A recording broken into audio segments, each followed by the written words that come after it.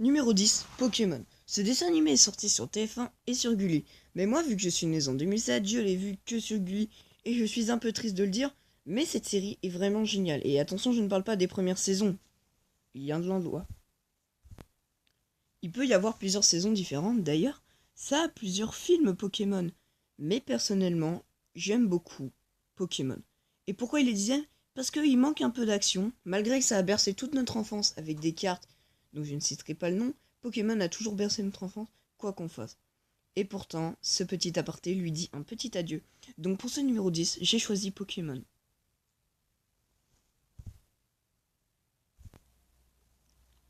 Numéro 9, les mini-justiciers.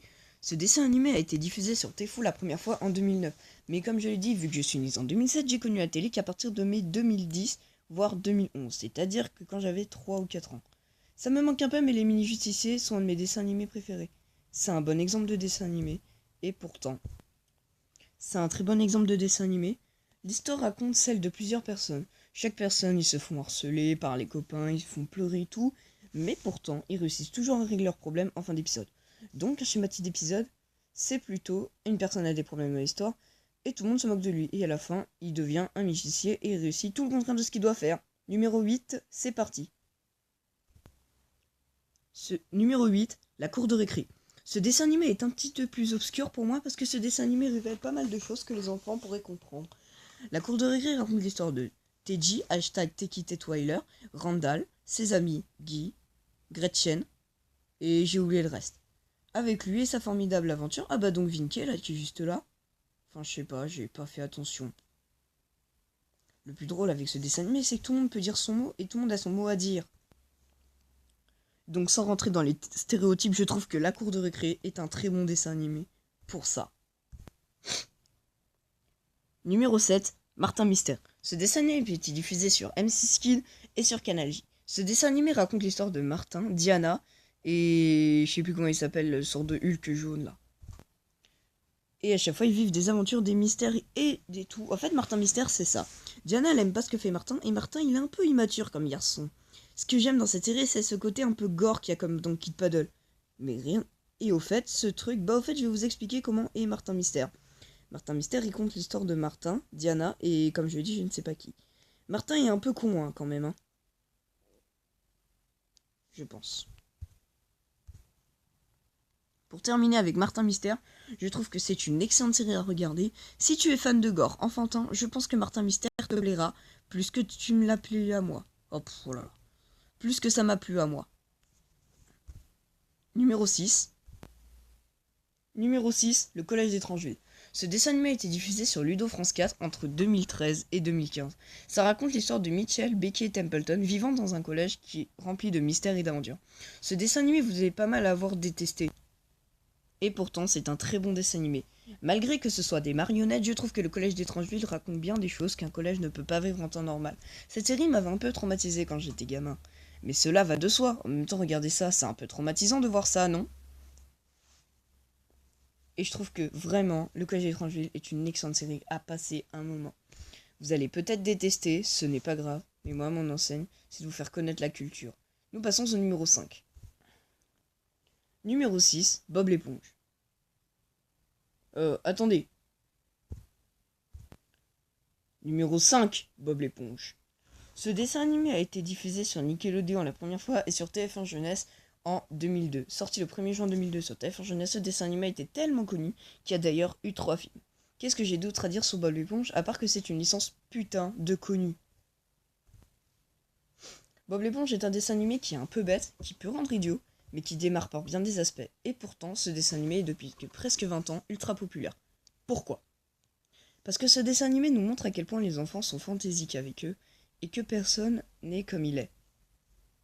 Que vous soyez con ou intelligent, Bob l'éponge démarre par bien des aspects, et pourtant c'est trop mignon à regarder. Trop sympa, toutes ces conneries, et ça fait pleurer. Et par bien des aspects, Bob l'éponge est plus que intéressant à regarder. Numéro 4, 4, mais par un son magique. Ce dessin animé est un Nickelodeon et pourtant ce dessin animé m'a tant marqué quand j'étais enfant. Ça raconte l'histoire de Timmy Turner et de ses parents qui s'occupent pas de lui. Timmy Turner pêche un jour et trouve des poissons nommés Oh là là, Cosmo et Vanda.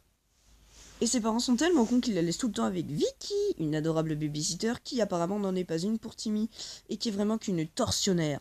Cette série est bien, malgré des aspects un peu trop enfantins.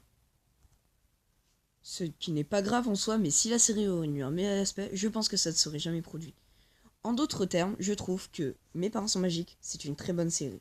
Un peu con, avec diverses aventures variées, raconte l'histoire de Timmy Turner et ses amis, et ses parents sont magiques. En fait, le but de Mes parents sont magiques, c'est simple. Ils offrent tout ce qu'ils veulent à Timmy. Un souhait, hop, baguette magique, ça se fait. Évidemment, à ne pas contredire George Stronger. Et oui, là, ils sont dans un jeu vidéo, l'image est mal choisie. Nous passons au numéro 3. Donc, petit bilan sur Mes parents sont magiques. C'est une série qui peut être drôle, comique et un peu con.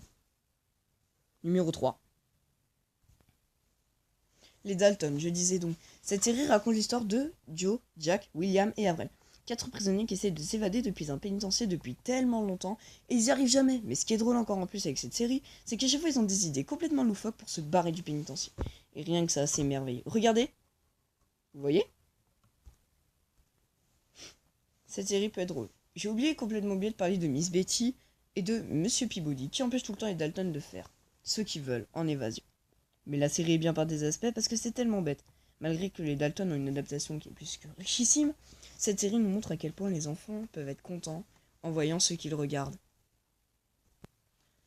Numéro 2, Bienvenue chez les Loud et Lincoln Loud. J'en avais déjà parlé dans ma vidéo sur les dessins animés de maintenant. Bienvenue chez les Loud est un dessin animé qui est plus que super. Ça raconte l'histoire de Lincoln qui vit avec ses 10 sœurs et ses parents. Au total, Lincoln a 10 sœurs. Au total, la famille, ils sont 11. Et je ne vais pas tous les citer parce que ça sera un peu long. Franchement, moi si j'étais parent et que j'aurais 11 enfants, j'aurais un peu pleuré. Du coup, ils sont 13 dans la famille. C'est tout. Et aussi, cette série est drôle. Et c'est toujours Nickelodeon. Bah ça, on l'avait bien compris. Et pour terminer sur la phrase de fin, je pense que Bienvenue chez Loud est une série qui se démarre par bien des aspects. Cette série a été diffusée sur Gulli et sur Nickelodeon. Et pourtant reste la seule série qui est encore regardable aujourd'hui. Parce qu'en ce moment, c'est des merdes ce qu'on regarde. Et osez me dire que c'est pas vrai. Osez me dire que c'est pas vrai. Et aussi, cette série a des réflexes qui sont complètement cons. Et chacune des sœurs de Lincoln a sa passion. Le théâtre, le cinéma, les films, etc. Et cette série est plus que géniale. Donc si vous avez un jour l'occasion d'y regarder, ou si vous connaissez pas bien chez Loud, regardez-y, ce sera marrant.